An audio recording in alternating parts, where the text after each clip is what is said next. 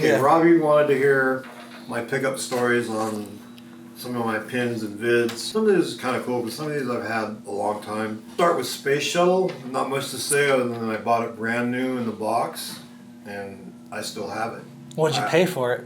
$2,200 back in the day. That's what they went for, huh? Yeah, that's what they went for. My boss, it's actually a more interesting story now that you mention it. Boss, at the time, I was maintaining games in the roller skating rink, and my boss had the games in there, and he bought a Space Shuttle brand new when it came out. Well, as we all know, Space Shuttle, revived pinball, and it was so awesome, and I had to have one. What year did it come out? 85. 85, okay. And you couldn't get it. The game was just so impossible to get, and I just, hey, can you get me this game? And he had so much clout with Cleveland Coin at the time because he'd bought so many games, they got him another one. They weren't supposed to do that. Wow. So I got my Space Shuttle delivered to Roller King, rest in peace, unfortunately. We had 2 roller skating rinks because where his Space Shuttle was the newer roller skating rink on Floyd Avenue, and we had the Briggsmore rink that lasted actually longer. They closed like in 2005. God, I can't believe it's been that long. But it got delivered to Roller King. So I'll never sell that game. If I lose everything in my life, that game will go in storage. I'll never sell Space Shuttle because of the history. It got delivered to Roller King. I took it home in the box, unboxed it in my family room, and then I operated the shit out of it, unfortunately. So it's got a very worn playfield, like most Space Shuttles, but plays like new. Where did you route it? Everywhere. I routed it in our arcade. I routed it in street locations. Just over the years, quite a few spots. What's a street location? Just like a little deli or whatever. Oh, okay. Something you can walk in and play. Yeah. Flash Gordon, I'd say, is my second most interesting game. I worked for a guy that had a badass arcade, one of the best I've ever seen back in the day, of course. It was all black lights, just the basic setup, but I consider it the best. Black ceiling, black light, fixtures, blue carpet, blue walls, super badass. What so year basic, was this? But it was in Manteca. It was about 20 minutes away from Modesto. And what year? About 82, 81, right in there. Nice. Okay, yeah, probably 81, because I was working for Patent Vending, which was the best job of my life. The local vendor, unboxing, we're going to get off into all kinds of stories here. Unboxing, games, the classic arcades, brand new. Save Mart at the time thought it'd be a great idea to put video games in their stores because of the video game boom, so they bought like 2 or 3 or 4 games for each store. So this vendor didn't buy much new equipment, but of course, Save Mart was wanting to buy them. They of course got them and made some money, obviously. So I was unboxing Donkey Kong Juniors and Tron and Miss Pac-Mans and just Sinistar, just these classic games that Save Mart bought. The funny thing is, I ended up buying a whole bunch of them back later when they came up to the local auction yard. When I had my big liftgate truck at the time, not the same truck obviously that I have now, but I had a Nissan that I had, oh my God, we could go on forever. I traded a jukebox for a Nissan flatbed that the vendor that I knew in Sacramento had gotten in one of his guys' drivers had wrecked it, and they really smashed the front, and the whole frame got bent because they had a big load in it, but it had this like iron, it had this like, the iron kind of grating all the way around. Really nice bed. It was like an 8-foot long bed, and it had a big Walco liftgate. So at the time, this was just like a dream come true. So I made a lot of money with that truck because I'd go to auctions and buy sit-down games that no one wanted to move. So anyway, that's the story of that. How did we get off on that story? The Flash Gordon. The Flash Gordon. So when did that come about? Man, you got me really lost. But anyway, the Flash Gordon came from the arcade I was telling you about. Game Fantasy was the name in Manteca. And he thought, this guy, that operated the arcades, he had 2 arcades, and he thought it'd be a great idea for me and him to get into pinballs and put them in street locations. It never quite worked out, but that's the first time I had seen and played a Flash Gordon. And I just thought it was the coolest thing ever. And when we started to liquidate the game, I said, I want that game. And I got the game from him, and of course I sold it off because I never had a place for these things living with my parents. And That game made the circles. I don't know how many hands it went through, but I had the opportunity to buy it back at some point, and I know it was my Flash Gordon because of my crappy touch-up job on the top playfield. So that game will never leave either. I mean, it was 15 years probably or more that game came back to me. Wow, it's destined to be yours. Destined to be mine. The Boomerang. Boomerang, exactly.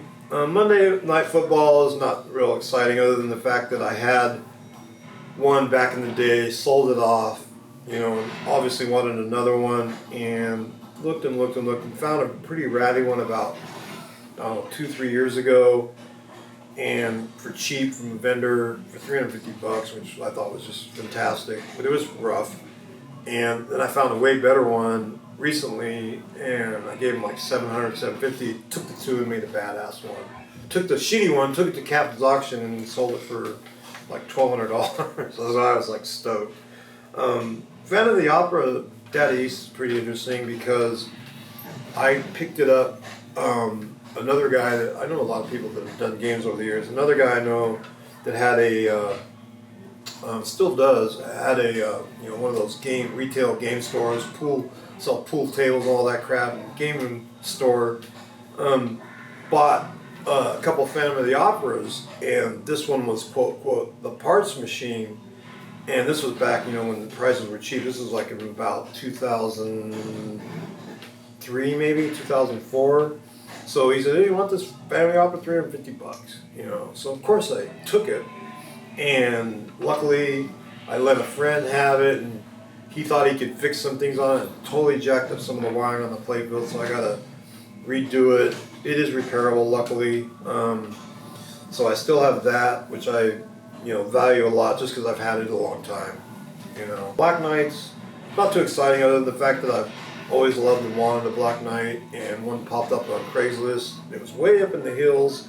It was like $300, and no one wanted to go get it. I go, "Hey, you still got it?" "Yeah, I still got it." And I'm like, "Well, I'll come now," And it was up in the boondocks. I didn't care. So how far of a drive did you have to take? Oh God, 2 hours. Damn. Way up in the Sacramento, way up in like Placerville Hills. It was way up there. Xenon's kind of interesting because that's always been one of my favorite ballets. I was just mesmerized by that game back in the day. I bought one from the vendor that I worked for back in the day because the playfield was so worn. 2-year-old game, in 81, 82, the playfield was all solid wood in the center already. And, so I've always loved Xenon. And I had almost a perfect one. I took 3 Xenons and made almost a perfect one. I had to sell it to buy my house. And it just irritated me because now I got the house and no Xenon to put in it. Oh. And one popped up on Craigslist in Chico, and it's funny because I've always felt if you have a nice cabinet on a pinball machine, you have a good base to start with because if the cabinet's good, you can always find another playfield, you can always find another back glass, and it's very easy to restore that way. So I call him up, I go, "Hey, would that Xenon happen to have a halfway decent cabinet?" He goes, "Yeah, actually that's pretty good on this Xenon." I go, "Sold."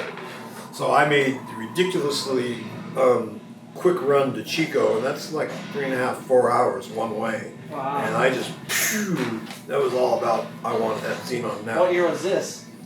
Probably about 5 years ago, Oh, okay. I'd say. Vector is simply my buddy hooked me up with that one back in the day, probably quite a while ago. Probably a good 10 years ago, 10, 12 years. It's been a long time. Sold to me for $350. It was missing the CPU board. Big deal. So beautiful Vector. It's the rare one. John has the one with the regular coin door, and mine's the rare one with the DVA. It's the only game back in the day. Bally thought this is when pinball was dead. If you ever play a Vector, it's just like a conglomerate of just out-hole kickers, and just it's such a busy, crazy, cluttered playfield.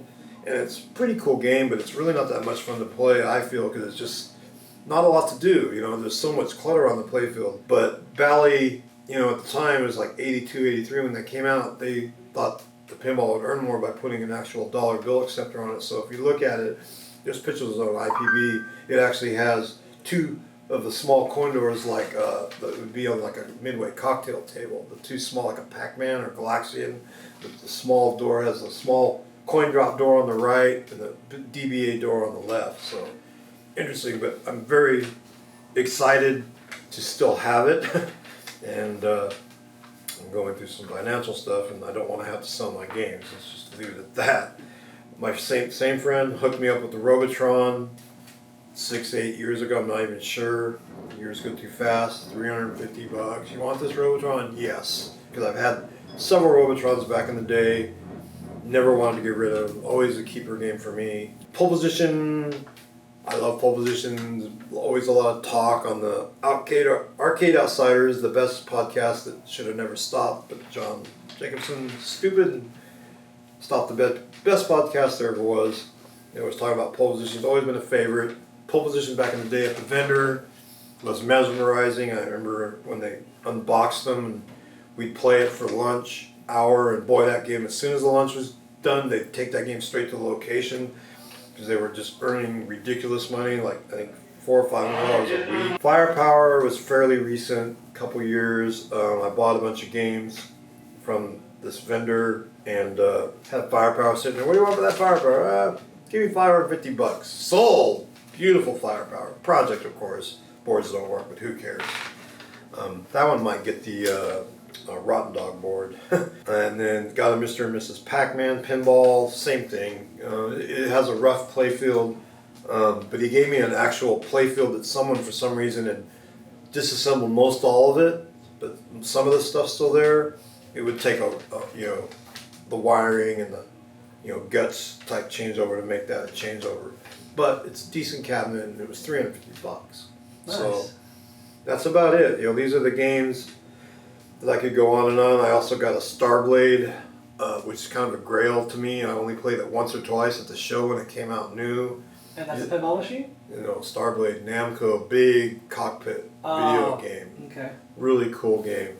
And that's going to be a hard restore. There's just no parts for that game anywhere. What year was that? What year is that? About 92. Oh, okay. Really super good. It's a game John doesn't even have. He actually really should have that game here. I'm just trying to think of any other games I've had of any time that I could add to this list.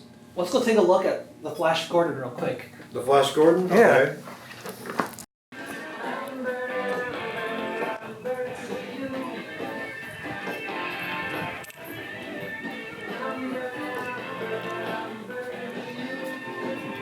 I feel honored. You're the only one that's ever wanted to even really talk to me like this, ever. I love hearing your stories, bro. You gotta take some pictures.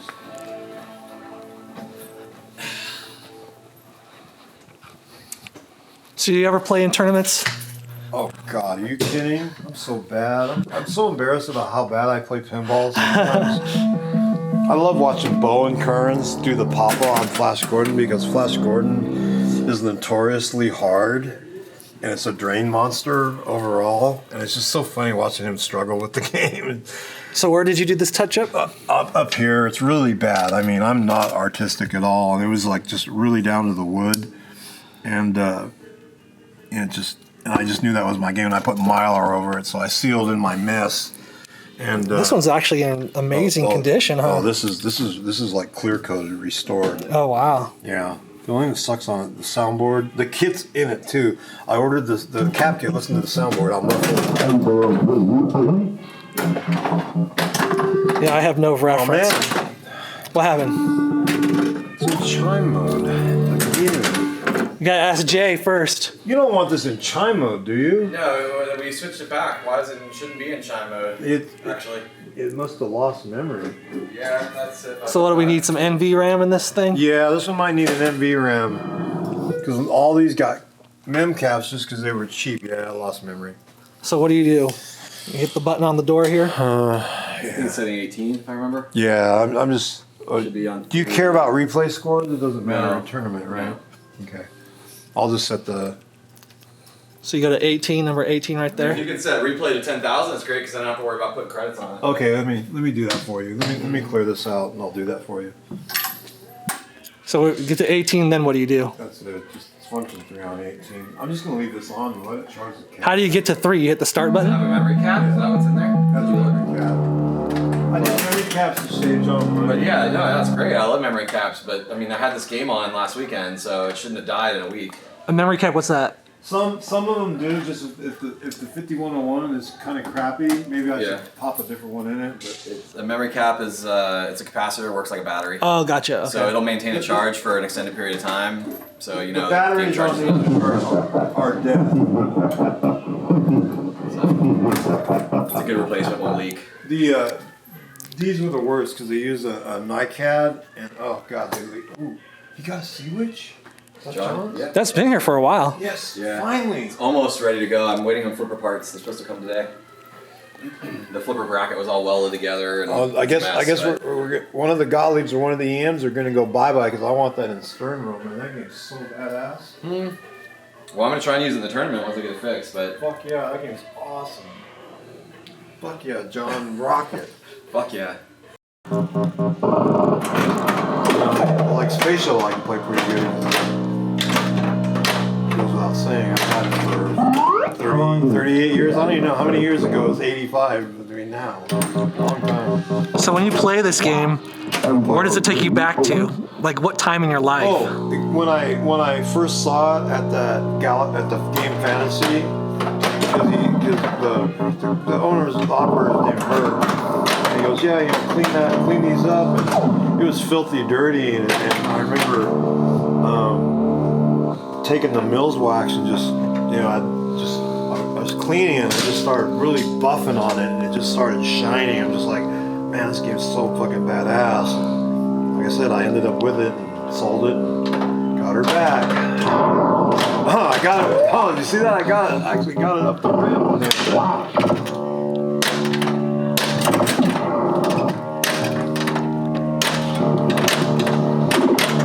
This is one of those games where you fucking work it the whole fucking time you play. From the time that ball launches to the time it drains.